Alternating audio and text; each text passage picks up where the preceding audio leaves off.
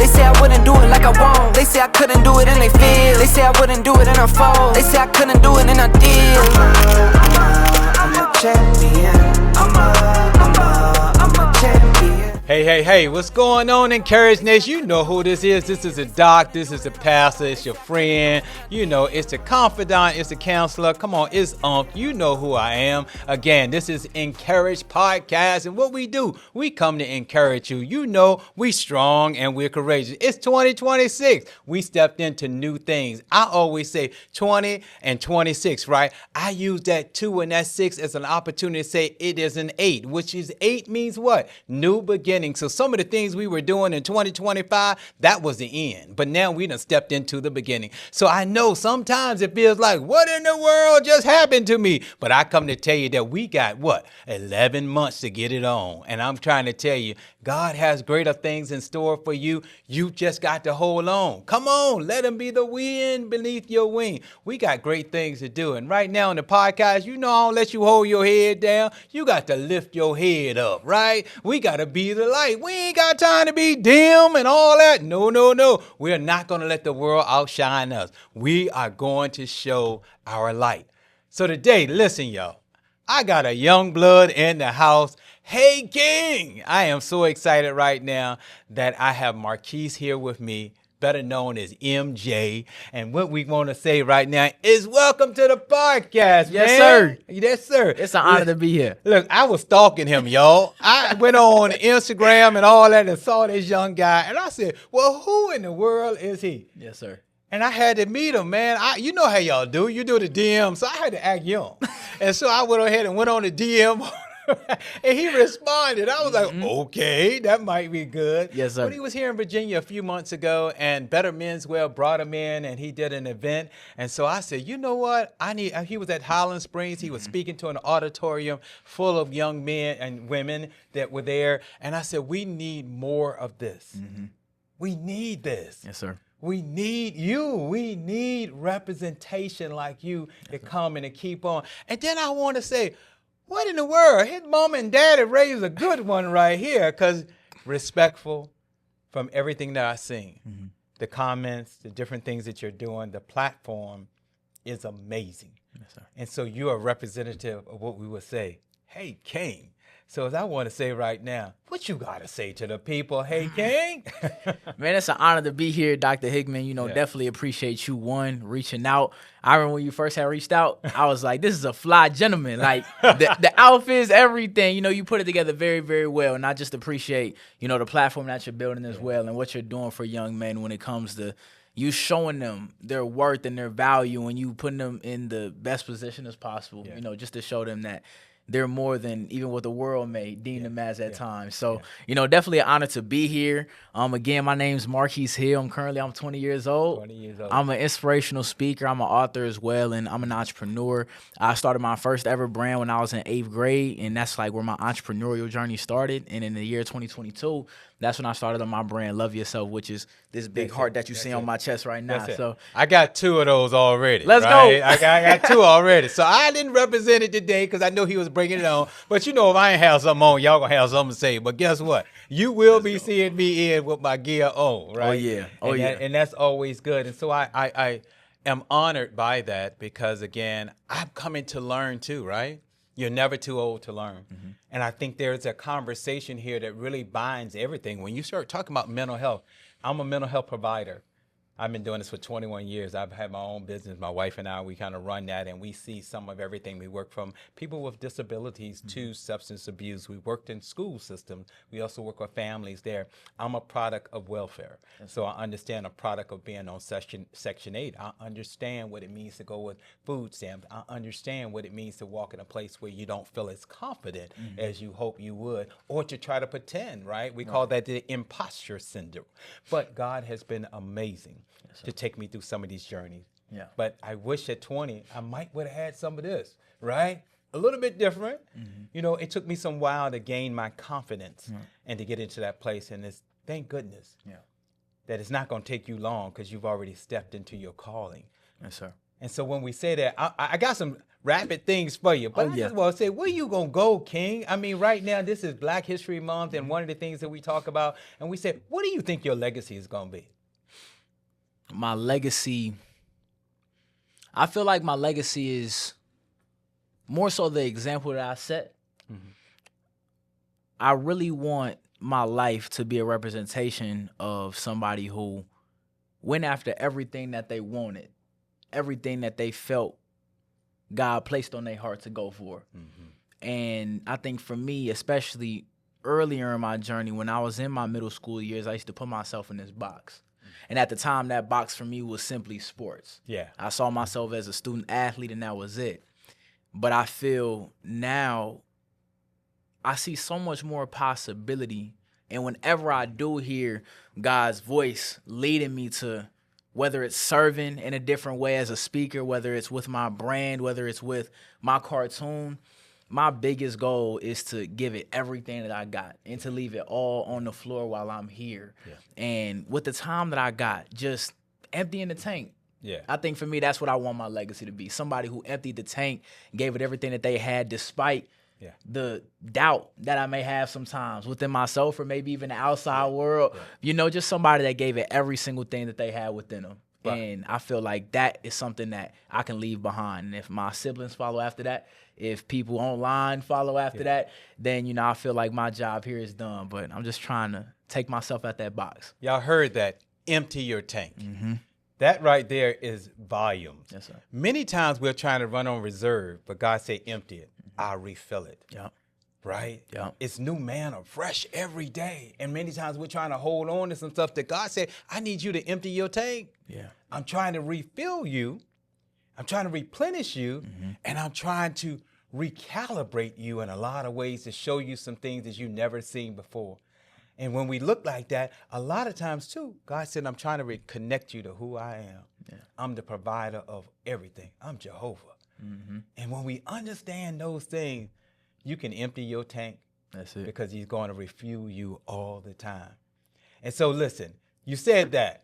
Talk about the fam. And then I'm going to get to this little rapper here. I you know, because I don't want him to get in trouble. He don't talk about the family, the siblings, and where he come from. Then somebody going to get me. They say, how you going to have an interview and you don't say nothing about where you come from? Right. Talk to me. Yes, sir. So I'm originally from the Chicago area. Chicago. My family, yes, sir. Had family in Chicago, family in Oak Park, and basically I grew up there until I was 12. And when I was 12, I ended up moving to Douglasville, Georgia. That's where I spent middle and high school. And, you know, I just give, huge props and, you know, all credit to my village. You know, one thing that my grandmother always told me is that it takes a village to raise a child. Absolutely. And that's definitely something that I resonate with. You know, all the people in my journey that have poured into me and believed in me, you know, first starting off with my parents, they were teenage parents, had me when they was real young, and they was figuring it out. And, you know, I saw them figure it out and sacrifice for me and pour so much into me, even when they didn't have all the answers. And still to this day, you know, they'll take the shirt off their back. You know, that's one thing I forever cherish. So they're a big reason behind why I go so hard for my dreams and my goals and overall being the best that I can be. You know, I want to be able to give them the life that they provided for me. I want to be able to pour back into them the same way that they poured into me. And, you know, with that as well, when it comes to my grandparents, when it comes to my aunties, my uncles, when it comes to, you know, even my coaches that I've had along my journey, you know, every single person, the teachers that I've had, all the people that played a role in my growth and development, I wouldn't be here without them, you know. So that's a major foundation of why I do what I do. For all the people that are supporting me and believing in me, I got to show up and I got to give my all because I know I got people backing me in my corner that want to see me win. So who am I not to? Yeah, they want to see you win. See, this is my thing. You're going to always hear this, right? So, of course, I told you doc, pastor, here we go. First name is Derwin, right? And I tell my kids and I tell everybody else, my mom knew exactly what the name mean. And that's Der and that's win, right? Yes, so sir. you take the Der away, what you got? W-I-N, which means win. So it's always a reminder that I've been created to win. Come on. No matter what I feel like, no matter how I'm looking, you were created to win. That's just like, hey, king, you're a king no matter what. Get your head up. Yep. Keep leading, keep moving. And these are the things. And like you said, the village, those are the people that you never forget. A king never forgets those that help to serve, show him how to serve, help to elevate, to be able to be in position. Right. And that's a village. Yeah. When you have that. And I'm glad now, MJ, I'm a part of your village now. Let's go. You can't fail. Yeah. You got me and BA now. Yeah. You got Better Menswear. I mean, you got my man Bart at Better Menswear. That's my guy right there. Yes, sir. See, and I appreciate you. But God has a way of doing things. I've been trying to get the Bart for about 3 months now. And when you told me you were going to bring him to the table, I said, you better know the God I serve is amazing. So Bart's in the corner. I'm going to get him here for a quick 15 minutes something before he leave out of here. Because he's a legacy here and many people know him. And that's a good thing. So when we start talking about the quick warm-up, get it in. All right. What's your comfort food, man? My comfort food, PB&J. PB&J? That's my comfort food. Come on, man. So you always keep some of that in the house? Got to. Mom and dad always know you got to put something in the house. As long as I got that jelly and that peanut butter and them 2 pieces of bread. Yeah. I'm good. Look, you must know my wife, Francois Hickman. That's what you must know, because she is PB&J, man. And she said, babe, I ain't got nothing else. As long as I got that here. I'm and good. She don't want the nuts in it. She want to make sure that it's a smooth shit. She does. I like it with the nuts. You don't like the nuts? You see, I got to talk to you about that. Oh, come on. Because my uncle pulled that car with me when I visited him in Philly. He had the crunchy. I said, Uncle, what's all this? The crunchiness in the peanut, I need the smooth one, but hey, to each his own. Peanut butter and jelly go hit every time. Like, that's like my bishop. He talks about grits, right? And he said, do not put any sugar in your grits. Real men don't put sugar in the grits, right? It's gonna be salt and pepper. And so listen, when we all sat at the table with the bishop, we ain't asked for no sugar. Even if you wanted some, I ain't gonna ask for it today. You didn't ask for it today. Yep. And when we start talking about what song is it that you feel that when you hear it, it's like that uplifting thing for you? I would say one song that's been a big anthem for me. Yeah, I Got Flavor by La Russell. Wait a minute. I don't know. What's the words on that? I got flavor. I Got Flavor. Let me see. Flip, dip, and sold for the high. 5 years ago, I was barely getting by. So limited supply. And that the whole mantra of the song though is I got flavor. I got flavor. In La Russell, he's based out of the Bay, actually. By far my favorite artist. My pops put him on to me in 2021. Yeah. Went to his backyard show when I was probably 17 in 2023. Yeah. And by far, just my favorite artist. The way he showed for the people, his community, and the positivity be pushing in his music, man, I love it. See, that's what I told you. And anytime you can find something that's uplifting to you and bring your spirit up, and then the artist itself, you say, man, he gave it his all, and so now that's an impression. That's it. I'm with it. Yes, sir. If you could travel anywhere tomorrow, where would you go? One place that's been on my head that I haven't got a chance to travel to yet is Arizona. Arizona. Guess what? I was in Arizona last year. Let's go. For the first time. How'd you like it? Oh, man, beautiful. It was beautiful. Yeah. Where did you visit? Did you visit the Grand Canyon? Yes, we went around. Nice. I mean, when I tell you very nice and beautiful, Apostle Wilson guess what? Out of Chicago. Let's go. Praise is what I do was his church, and he was the pastor there.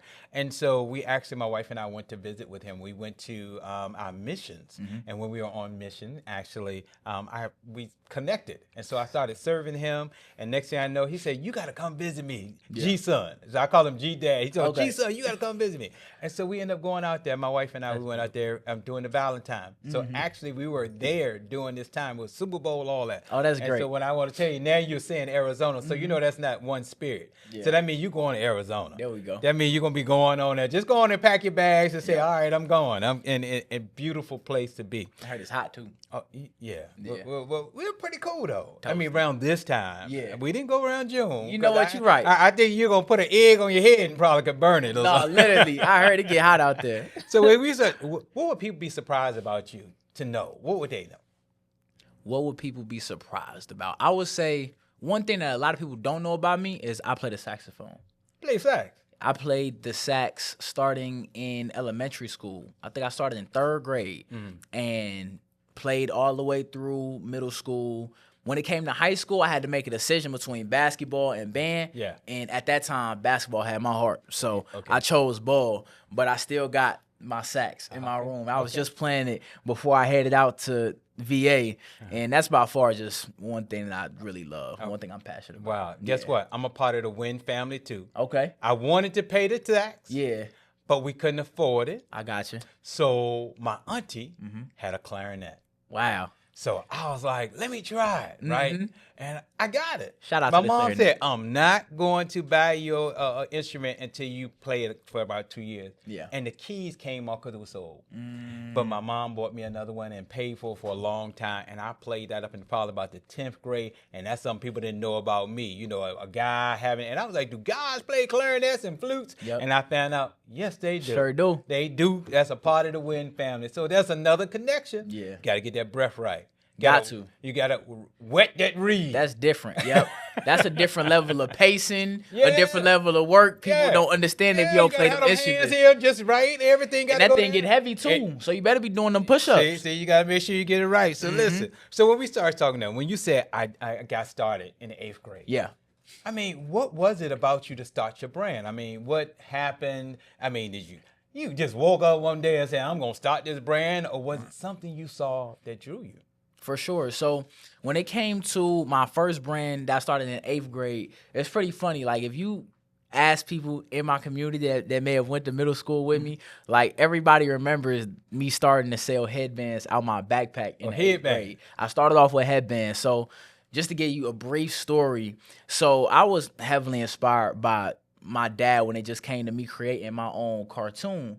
And basically in the 8th grade, when it came to me creating my own characters and me eventually getting this thing animated, I didn't have the money at the time to be able to go out and purchase all of this stuff. So for me, my biggest goal was how can I start something to make me some money to where I can one day be able to fund my own cartoon. Okay. And for me at the time, I had about $120 from some Christmas money.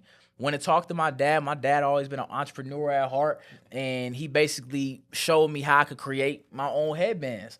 And I started off with about 3 different colors. Shout out, Dad. Shout out, Pops. So in my school, we had field day. And basically at my middle school, each hallway had its own color. Okay. So my goal was to create a different color headband for each hallway and see how people will respond and if they would purchase them. So I bought like 3 different colorways. I had black and white, I had blue, and I had red. And I remember pretty much the day of, it was like all the different grade levels. They were coming to my homeroom and they were asking like if they could purchase the headband. So I'm this young kid. I'm selling them straight out my backpack. I'm collecting the money. And after everybody You're doing trap stuff. Look, at that time, I was really moving. I had real motion in the school. So basically, after everybody left, they asked me. They said, not they. My homeroom teacher asked me. He was like, Marquise, what are you selling? Are you selling candy? And I was like, nah, I'm selling headbands. And I feel like that moment was a very, very pivotal moment for me, just showing that I could really create something and I could build a brand and create a product that people wanted to be a part of and that people could wear with confidence. And for me, that's where it started. I stayed with that brand for the next 3 years. And for the next 3 to 4 years, and basically in the year of 2022, when it came to Love Yaself, this for me was a pivot. Self-love and mental health was not only something that I was battling with at the time and not necessarily prioritizing, but people close to me that were heavily affected by the lack of them not prioritizing their mental health. And I felt like it was a message that I needed and my peers needed. And when it came to clothing, that was always a big way that I learned to speak without saying a word. So when it came to the creation of Love Yaself, I remember I posted a picture on Instagram. My caption was Love Yaself. And I didn't spell it the traditional way. I capitalized the A within yourself. And that ended up becoming the first logo. So it didn't start off as the heart. It started off with love, and then it was spelled YASELF. And I put it on a T-shirt. At the time, we were selling at Underground Atlanta. And basically, I'm just outside. I'm pushing the first brand, my Genius headbands. It was called GPA, Genius Pilot Academy. And other than that, I was selling my Love Yaself T-shirts. And people were really drawn to them. Like, they kept saying, like, what is this? What is this? But at the time, that was it. Just a T-shirt on a rack, next to everything else. And eventually it grew to this heart and became a movement in itself. Wow. And, for me, one thing I saw was it was universal. it didn't have the people that were supporting. Yeah. It didn't have a skin color. It didn't have a zip code. Absolutely. It didn't have a certain archetype. Yeah. Everybody experiences at some point in their life, whether it's them battling with self-love or with them battling with their mental health, or having somebody that they love that battled with it and experienced the lack of not prioritizing it. You know, that's something that we can all relate to. Right. And for me, that's, you know, my biggest goal of my brand now is using clothing as an outlet and a bridge to connect with other people and to encourage them to love themselves a little extra every day. So, love themselves. Yes, sir. So when did you get to that place, though? You know, Yeah. so we have here, we're selling underground, we're doing all these things, and I got basketball, I'm prioritizing, I'm not doing the sacks like I was, and now I'm getting to this place. Now I'm feeling something. Right. How did you get into mental health? So when it came to the conversation around mental health, in the year of 2021, I lost somebody very close to me. You know, like, this was family.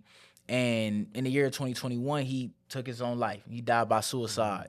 And, you know, like, that for me was a very, very pivotal moment, because at that point, losing him in that way was a shock. And it broke me in a sense. And to see the strength that he had possessed, and on the outside, how everything looked like it was put together, just had lunch with him a few weeks before that.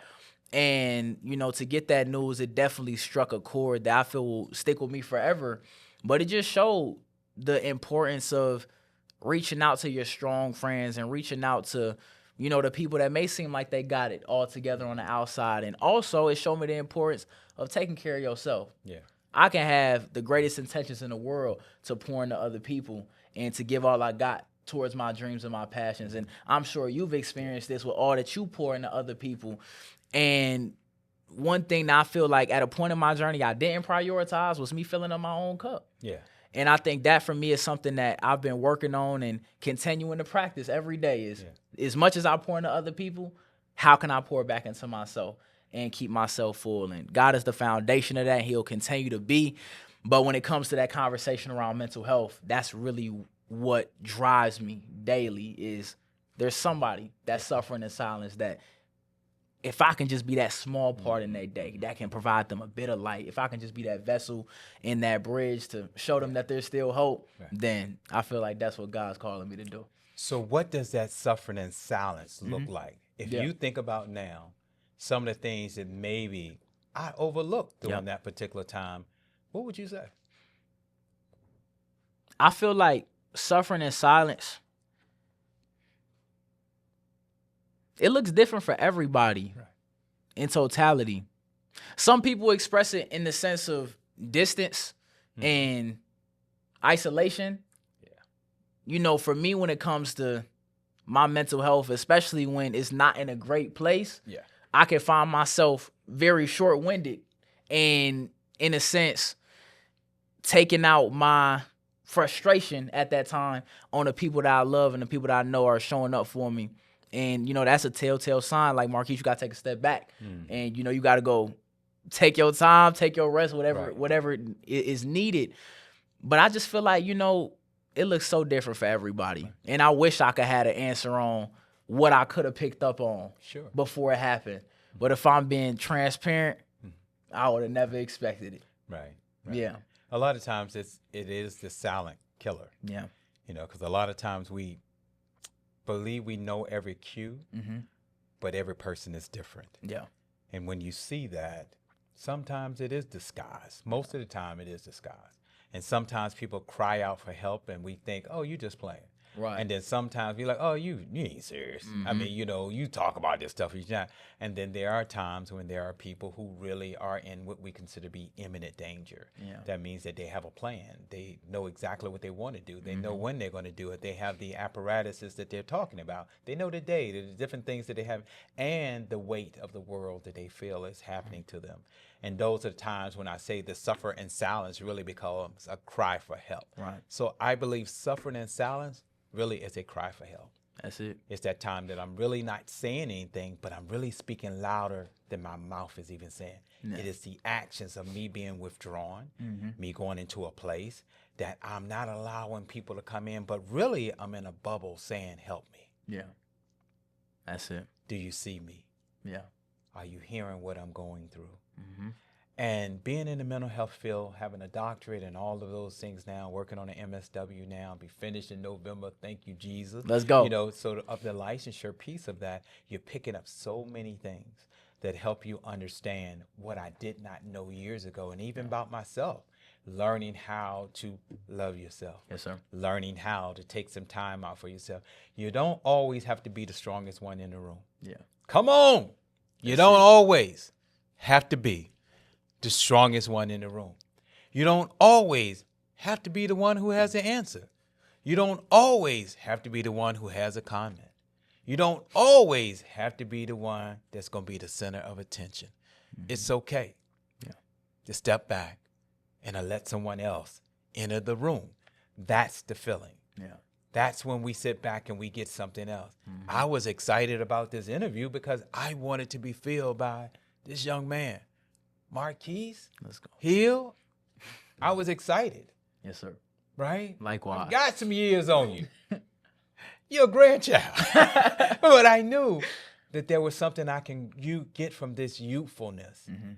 And again, this conversation on mental health. I didn't have these conversations at the age 20. Right. And now you'll understand they're pivotal, they're necessary, and they're required because mental health is getting younger and younger and younger. It really is. So if you had to tell somebody today about mental health again, Mm-hmm.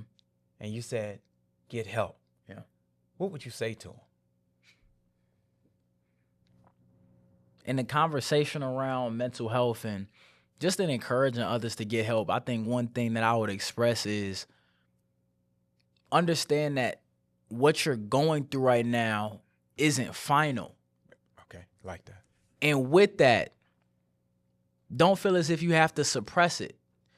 One thing that I've started to see more is, as you just mentioned, the more I show people my vulnerability and the more that I'm transparent with the fact that I don't have all the answers and I don't have everything figured out and I am going through this and I did battle with this, the more it gives other people permission to, one, express themselves. Absolutely. But on top of that, it gives other people the opportunity to fill in those gaps. Right.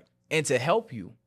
And I think in today's world, especially when it comes to the younger generation, with the access that we have to these devices and social media, every single day we see perfection online. Yeah. And we compare ourselves to this, and we compare our worth and our value to these numbers. Yeah.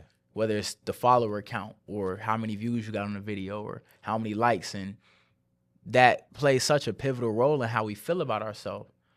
And for me, one thing that I'm starting to see a lot more is overall the comparison is amplified.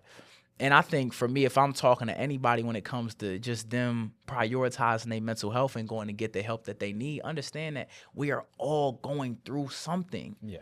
And it may look different for everybody. Right. And what you may be going through, even if it's not somebody else's story, for example, you may go online and people are battling something that you feel is way worse than what you're going through. That doesn't mean that your pain and what you're feeling isn't real. That's right. But I think sometimes we get so caught up in what's going on outside of us that we say what I'm feeling isn't valid, or we allow other people to tell us what we're feeling isn't valid. Like, just because you feel this way, well, this person has it worse. Just because that person has it worse doesn't mean that what you're feeling isn't and shouldn't be validated. And I think for me, that's the biggest thing I want to express. It doesn't matter what you're going through. If you feel that loneliness, if you feel that pressure on your shoulders and it's weighing you down, go and get the help that you feel you need. Go and have that conversation and find that person that you feel you can trust, whether it's a parent, whether it's a trusted friend, or whether it's professional help. And we don't always get that person right, the person that, we express ourselves to. And I understand sometimes that could be something that scares people to open up and be vulnerable and for that to be taken advantage of. But we can't hold it in. Yeah, you can't. And we can't continue to suppress it. Because the only thing that happens then is we become ourselves a ticking time bomb until we explode. Yeah. So I think for me, I would just encourage the person watching, just talk it out. Yeah. Because you would be surprised the amount of people that would be open to hearing you. Yeah. If you share with them what it is that you're feeling. Yeah, even doing the podcast, right? I had to go and get over a lot of my thoughts. Mm-hmm. Who want to hear me? Who's going to tune in? Nobody want to hear what you got to say. And so those are things you have to deal with mentally. Yeah. Like you said, what if they don't look? Mm-hmm. Does that mean it wasn't valuable? What if they don't like it? Right. Does that mean that it wasn't supposed to be shared? You never know when that message is going to come across and it's going to hit. Mm-hmm. Like we always look for the viral, right? We feel like we're not doing anything if we're not viral. But everything is not going to always be viral. But if it catch hold to someone and they go save another life, that's viral. That's it. You just may not ever see the numbers. Mm-hmm. But you gave the seed, which is the most important thing. Yeah. And that's what I'm learning. That's huge. Planting the seed. That's the biggest thing. And letting it get watered. Yep. God said he'll do that. He'll bring forth the increase. You don't have to do that. All I need you to do is release what's on the inside of you. Yeah. That's going to be life altering. Yeah. Right? And I tell people all the time, and I'm telling you this on social media, listen, anytime you comment negatively under someone's comment, right, post, what that means is you have an unhealed place in yourself. Yeah. Love doesn't try to hurt. Love tries to help bring life. And when we do those things, you are exemplifying how really hurt and unhealed you really are. Yeah. So if I could tell you anything today, stop leaving negative posts, scroll past. That's it. That's it. That's it. Scroll. Scroll, baby. Ain't got to do it. Scroll. I can add something? Yeah, go ahead. Social media has given a voice to everybody, which I think is a beautiful thing. Yeah. But it's put a battery in others' back. Yeah. To share opinions when it's not needed. It's not needed. And I feel like, why can't we all exist with the freedom to be human? Yeah. And to go through our own go-throughs without the judgment of another person who only saw a 10-second video. 10-second video. 30 seconds. But and you got this wrong opinion? You know everything. Every 10-second video, Right. And I've had some of those when I started. Like I said, the young folks, your own videos, you're doing this stuff. And for me as an older adult, I'm like, what in the world? This is ludicrous. Yeah. I would never say that to anyone. Never. Never, ever. Not even on social media, not here. I would never do some of the things that I see. Now, me and you got a relationship or we got a disagreement, and that's a whole nother situation that we have in conversation. But just to literally walk up and say, I don't like your hair. Why is your hair like that? You need to do this. And I'm like, whoa, who's giving you license to be able to come that way? Yeah. And I think that is a place that I always try to tell people, listen, don't do that. That's not good. Yeah. And it's not cute. At all. Right? And so one of the things I said, you said social media, not being real, different things like that. You know what I think? When we talk about mental health, it's filters. Many of us are wearing filters. That's real. A mask. We're masking. Yeah. We're dressing it up. Mm-hmm. But when we really take off the color, and now we can color the videos and make them look a particular way, we can position the light. But when you're really dealing with mental health, you don't need no lights. You don't need no filters. Mm-hmm. You don't need no excuses. You need authenticity. Yeah. You need to be authentic. And it's okay if I'm not feeling good. Yeah. Because it's not supposed to. I was watching something, and matter of fact, I was watching a video. It was LaRussell. Okay.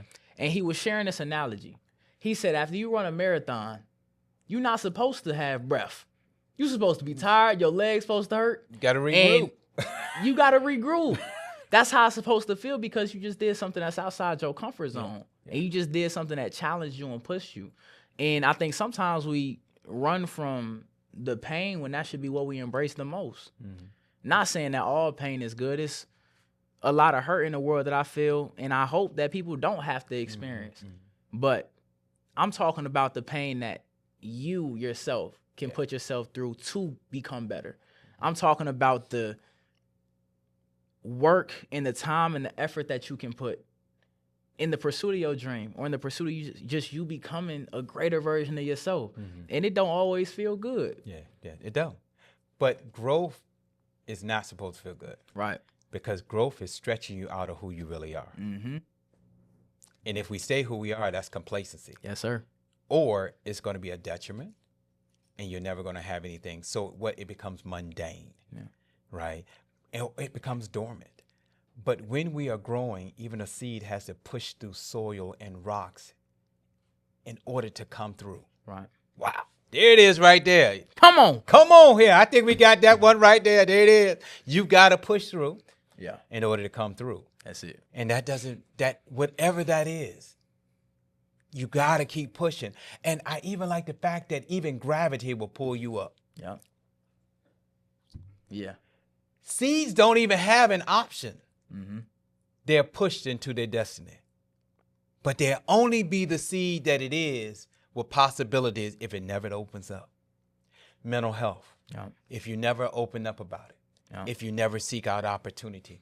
Stop looking at the soil you're in and look at the growth you were called to be. Yes, sir. It's on the inside. That's it. Unpack that thing. Mm-hmm. Love yourself. Mm-hmm. So then the real you can come on out. Come on. The love real that. you, come on out. I love that. Come on now. Let's do it. Listen. I'm just talking to him. Just keep on. Y'all just keep on. Listen. And so as we started talking about this thing now, then we started saying, King. Yep. That's my whole now. My momentum, what I'm doing now is a part of the InCourage umbrella. It's talking and imparting to 8 to 25. I believe there's a range there that really we need to contend with and deal with in that time. And it's about putting 100 suits on these young men within 12 months. I believe I'm going to go over that by a long way. But that was just a starting place. Yeah. So when we say, hey, King, what you feel when I say, hey, King? What do you think? I think empowerment. I think that's the basis of it. And one thing that even my pops, when he calls me, when he communicates with me, we call each other King. What's up, King? How you feeling, King? Man. And you know what's funny? And I'm not going to say funny in the sense of humor. Yeah. But I was talking to a young man one day. And when he approached me, I was at a pop-up shop. This was at FAMU. When he approached me, I dapped him up. And as I'm dapping him up, I said, what's up, King? Yeah. And he said, what? He said, pause, bro. I said, what you say pause for?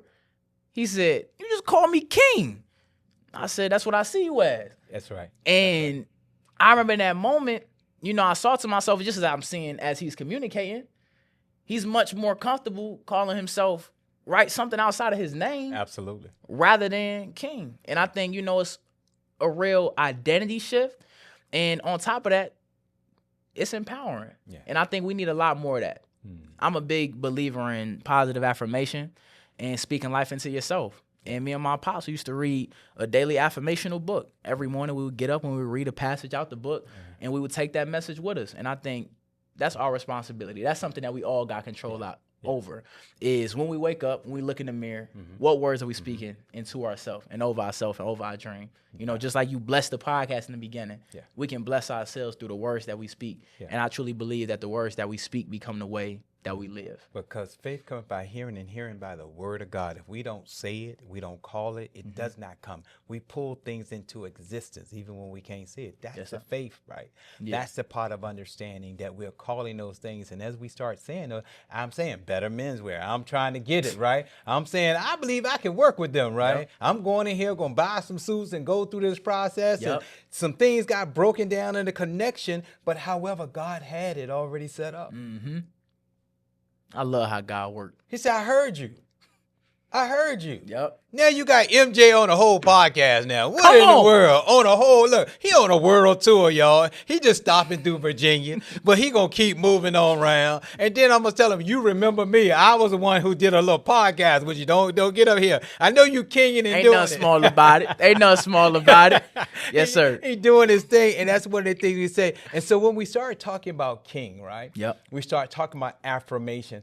What are some of the things that you said to yourself to help to remind yourself? Now, I know you say your dad would say, y'all would say, hey, king to each other. What are some of the things that you said that have been great for you to help you to get to that place when you might, like we said, you're not feeling your best? Yeah. But the song ain't playing. Yep. It's just you and your thoughts. What do you say to yourself, king?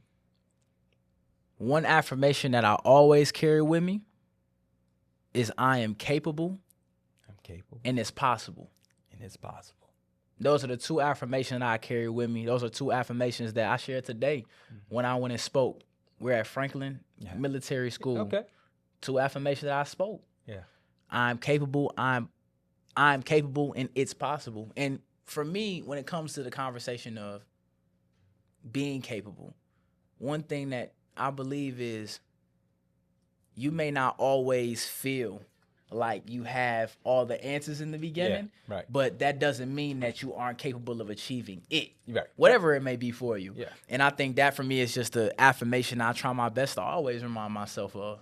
Yeah. I'm capable of doing whatever I set my mind to. Like you said, if I have the courage to speak it and to pursue it, God go make the path for me. He go make the route for me. He go put the right people in connection with me, and we're going to grow from there. Yeah. But I got to first speak that life into myself and remind myself I'm capable of achieving it. Yeah. And when it comes to it's possible, I feel like sometimes we place a limitation on ourselves. And I'm speaking from my own experience. I was my own worst enemy. I still catch myself to this day sometimes doubting myself or doubting what God can do. Even after all the doors he didn't open, I'll catch myself trying to figure it out or trying to make it make sense. Yeah. But sometimes the vision that God plants in your heart, it don't make sense. Right. It's like, how in the world am I going to do this? Yeah. Yeah. I want to build a cartoon universe. I'm Yeah. 20 years old. Yeah. I have no big budget. I don't know no big studios, but I have a vision that I want to work with Disney. I got a vision. I want to bring my characters to life, and I'm going to do it. Wow. Because God placed it within my heart. And as long as I can keep those two affirmations, I'm capable and it's possible, those are two that I'll forever continue to spread. It is amazing you say that because that was the next thing. We talk about legacy, but it was going to be about vision. Yes, sir. And then you slid right on in. Come on. And then I was watching your page, and you talking about the character, about the Yeah. cartoons. I was like, oh, okay. Yes, sir. Listen, when I grew up, I ain't like cartoons. I don't know why. Yeah. There was something about that animation that kind of got, I don't know why I could not get with it. But now we AI, so you got to get with animation and everything else going on, or you're going to get left behind. But I think that the creativity of those things that comes out from that, which is amazing, the Marvels and all those things out there. sir. And to say again, I'm going to do this and I'm going to work with a studio, but we believe that there's going to be a budget he's going to have on his own. Yes, sir. Even if they don't give him a contract, he'll be able to sell it Yeah. if he want to do that. We speaking this right now. Listen, y'all going to get in. If you know somebody, you're going to send this little clip. They say right now, we're going to send mentors. We're going to send backers. We're going to have people that's going to support his vision just like being here in Virginia today. Someone said, I got you. And I want to bring you here. Yes, sir. Because I believe you're a valuable king. I believe you have a lot to offer. And so that's why you're here. You're on this journey. You are the impossible. People thinking you aren't supposed to be here. You're not supposed to have this kind of knowledge. You shouldn't have this understanding. But to know right now that greater things are on the horizon, and we're going to be able to say one day, 3 years from now, some things have really massively changed in his life because of the platforms that'll be open to you. Yes, sir. You better hold on to this. I receive that. I don't say nothing just to say it. I promise you. I've never done that, and I'm not that person. When I say what I say, I believe in what I say. I don't say stuff in closed doors that I don't believe. If I said it, I'm going to say it again. Yes, sir. Amen? And so when I believe it, nothing going to stop me from being able to release what I believe thus says the Lord. You have a bright future. So many things are going to be opened up to you, and that's the grounding part. Yes, sir. Of people not trying to pimp you or use you, but to know that your calling is greater than anything that we can even think of, and that you come to open up some doors for these young folk, but most importantly, you're giving back. And when I say giving back, the speeches, the things that you are having now by being able to talk to them, what does that feel like? Yeah. To be in an auditorium and to be able to speak to hundreds of kids that you're only a few years older than. Yeah. What does that feel like?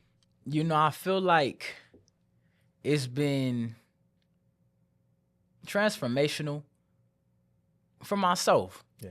When I first got started as a speaker, I was so uncomfortable and I used to be so self-conscious.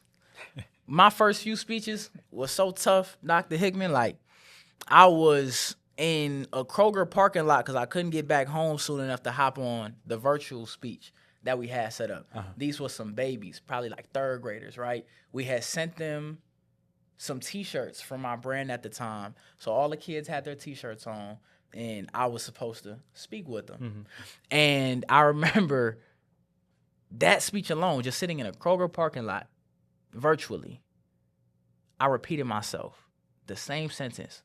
I think I said something along the lines of like, you are amazing. I think I told them babies that like 4 times. I couldn't figure out what else to say. I was stuttering. You think I was glitching. But not only that moment, you know, fast forward to my next couple. It was no evidence that I could stand up in front of a crowd full of people and speak and articulate myself. I was nervous. I'm stuttering over my words, and I was so in my own head, but I had the wrong mindset going about it. Yeah. I was so focused on myself and so focused on how I looked and so focused on how I sounded. And I think for me now, when it comes to the work that I have the opportunity to do and standing on these stages and going into these different spaces, it's not about me. Yeah.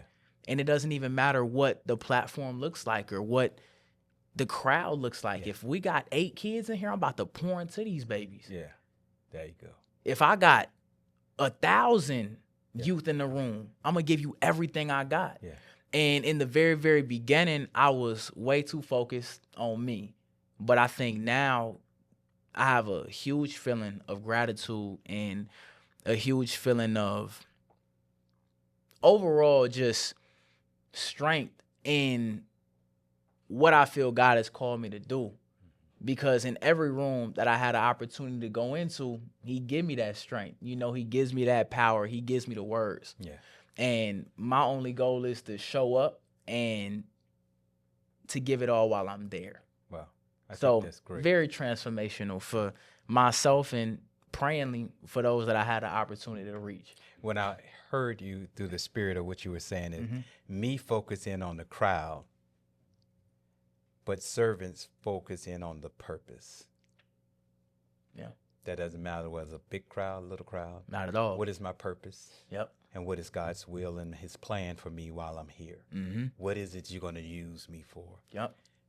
Regardless of the 10, am I going to get that 1? The 9 may go on, but will that 1 come back? That I'll say, I saw you years ago when you came to Virginia, Richmond, you came to the academy, and I saw you. Those are the ones that we're saying it's the purpose of why you're doing what you're doing. That's it. And how you're going forward. And so as we get ready to look at this, listen, I done had him here and talking to him. I could go another hour with him, but Easy. you know, I mean, you know there's going to be a part 2, 3. When he come through, he got to stop through. That's just all. So you already know it's got to come back. But when we start talking about things like, all right, here we go. A little lighter as we get ready to transition out. Yeah. If you start talking about movie, what's your favorite movie? Oh. Hitch. Really? Will Hitch. Smith. Oh, Hitch. man. That's my favorite that movie. was- I'm a big fan of rom-coms. Okay. My dad jokes on me all the time. He like, you a rom-com type of guy. I'm like, yeah, you right. He was showing him how to get the girls, right? He was trying to get yeah. like, all right. And then he couldn't figure it out He himself. couldn't figure it out, though. But then he Yeah. got some confidence that came from somewhere. He was like the scarecrow, pretty much, right? You know, on the Wizard of Oz. He got that courage in him. But listen, all right, here you go. He just opened the door. I was trying to slide in a little gently. All right, you on these stages now. Yes, you sir. 20 years old. Yep. Physically fit. A couple times I've seen a few photos. He looked like he working out or something. Come on. But I said, he put his shirt back on. But yeah, where we go. So now, Yes, sir. they ain't sliding in the DMs or giving numbers. We done had a few numbers, a few DM slides, you know. Okay. For me, when it comes to that, I was heavily focused, especially throughout middle Okay. school and just early when it came to high school. I was so focused on overall, like, my passion and my career and what I was building. I ain't let a lot of that get in the way. Okay. You know, like that's. You say you ain't let it get in the way now. Now we're a few years older now, so. Nah, man, really grateful. Really grateful for, overall, like the connections that I have had, whether it's been friendships or, like relationships, everything that they taught me. Okay. Like that's been, for me as a young man, that's been one thing I consistently am learning to navigate. Yeah. Especially, now, just like moving forward, just letting God lead the way. Yeah. On my relationship and overall just in that part of my life. Yeah, Mike Child just released the video. I mean, not video, but they just made the movie about relationship guide or something like that. Relationship goals? Yeah, relationship goals. That's That's the new one. I saw that one. Yeah, well, my I wife didn't and I, see it. we were watching it. I mean, it was really nice. I mean, they did a very Method Man and Noel Kelly Rowland did it. There we go, Kelly Rowland. They did a very good job. So shout out to you all, Michael Todd and That's the beautiful. crew and everything that y'all put it together. I thought that was very good. And so look, you saw how he slid around that. Okay, all right. That's it. Hey, that was called a king move. He's like, what? He was getting ready to check me. He said, he trying to check me, big man. I ain't gonna say how I'm gonna jump over that one. I get it. So he said, I ain't gonna say nothing because you never know who watching. But anyway. I like that. You good. So when we started talking about it right now, we started saying, what do you do to relax? What do I do to relax? So I got a couple things. For me, I think one of the biggest things I do is working out. That's one of my biggest forms of relaxation in a sense. I find a lot of peace in the gym. Okay. Because it's like I control that. Yeah. I control how far I go, how I push myself, and it's a very, very it's a very great outlet for me. And outside of that, I love playing video games with my little brother. Okay. Yeah. My little brother, me and my pops, we play from time to time. How old's your little brother? My little bro, he's 8.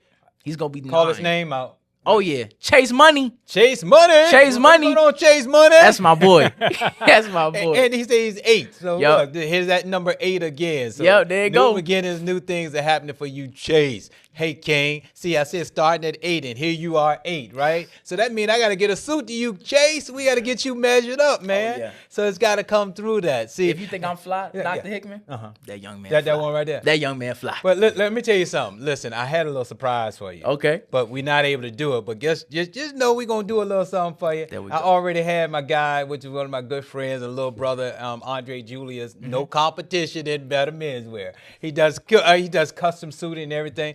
And so we already got one custom suit we're going to do for you. Wow. That's You heard it right here there. first.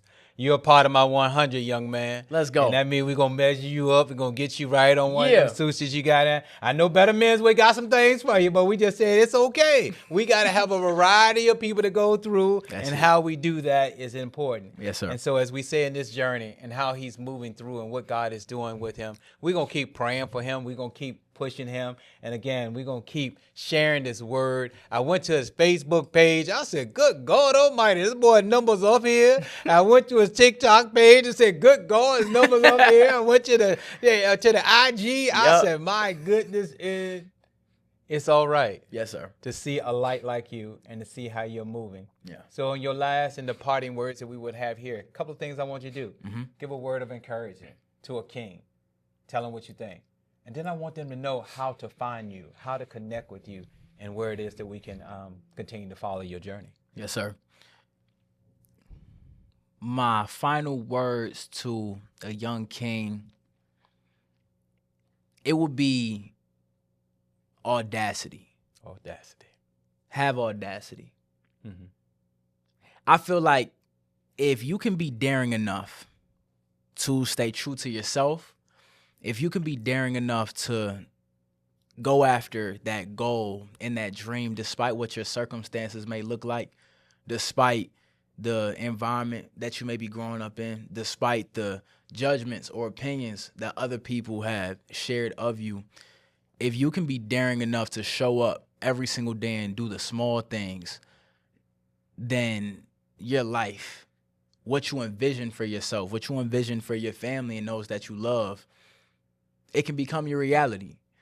But at the basis of that, you got to have audacity, because nobody's going to give you anything. The opportunities don't just come. The outcome doesn't just happen. The outcomes happen and the dreams become reality when the people have audacity in what they do. So I would say that would be my biggest word of encouragement and advice is have audacity. Y'all, this young boy right here, I'm like, what in the world is coming out of his mouth at 20 years of age?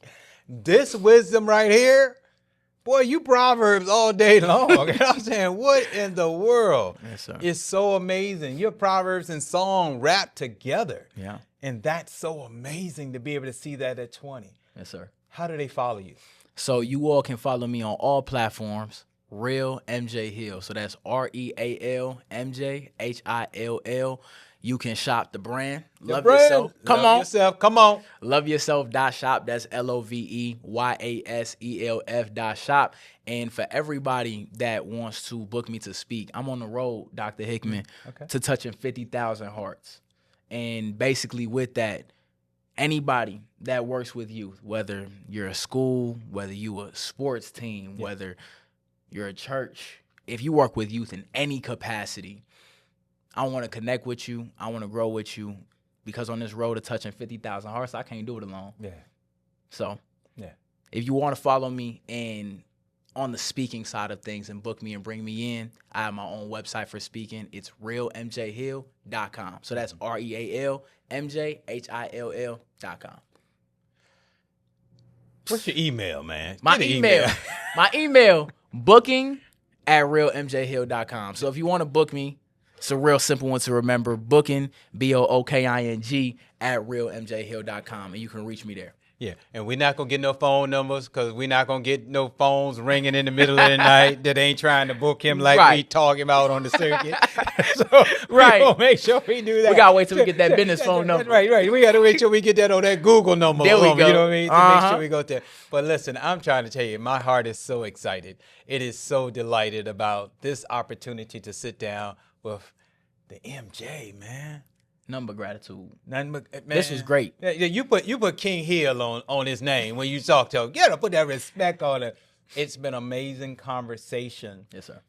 To hear your vision, to hear where God has brought you, but to see that there's so much more out of you. You're this onion that we're looking forward to smelling. Right? Every layer, it gets even stronger. Might make you cry. It might make you cry, but that's okay. Yep. Because then we got some ways to understand there's some things that got to come out of you. And that's all right with it. Yes, sir. And then we have that lingering effect. Sometimes it's on your hand. And you're like, okay, but that was onion. But when I chop it up and put it in the right thing, oh, yeah. Onion is good for you. Make everything better. Yep. So just like that, MJ is making everything better on this tour. Make sure that you check him out where he is. He's been here and he has been going to schools. And I think tomorrow is going to be his last day here on your tour. It'll be my last 2 schools here in Richmond, and then we headed to Charlottesville. He said, and then I'm headed too. Which means he got other things that's already said. Look, he pull up in a limo. I pull up in my car. I said, well, what is going on here, Jesus? Come on. I'm the senior. I ain't in the limo. But I come to tell you that I am so proud of you, young man. Thank you. And I promise you that as long as I have breath, that I'm going to be here to keep saying, keep going, man. You cannot hold your head down. Yeah. And anything that I can do here, the InCourage Nation, Hey King, and just Doc Hill, I'm going to be here. Yes, sir. And I'm going to be pushing and helping that path and that journey because you are going to accomplish that in which you've already spoken. It's going to come to pass. And so I want to tell you, InCourage Nation, keep tuning in. Great things are coming. He's the first one on my Hey King. More things are coming. We're going to be doing some guys out of Virginia that about basketball, because that's what he was just talking about. And we actually have some things set up with Petersburg High School, Huguenot. We're moving down. And then we got some cities that we're going to be tapping into. You got to follow the journey on InCourage. You got to follow the journey at Derwin Hickman. Let's go. IG. But most importantly, it's about a word. Divine World Changes, where I pastor, of course. But this is one of the things, changing one heart at a time. You mentioned that. You kept saying heart. I knew the connection. That's what God said to me. Yeah. We got to change one heart at a time. That's it. And my motto is, we're the black and white church with the gold heart. Yeah. We got to keep shining. We got to keep going. And so today, I just want to say, come on. That's it. He was here. He was in the house. MJ was in the house. Felt so it. again, We appreciate you. We thank you for you tuning in. Listen, who am I? I'm the doc. I'm the counselor. I'm your friend. I'm your cousin. I'm just that dude that said, come on, let's be real. Let's drop it. Because I got the real in the house. So here we go. Again, thank y'all. God bless you. See you again.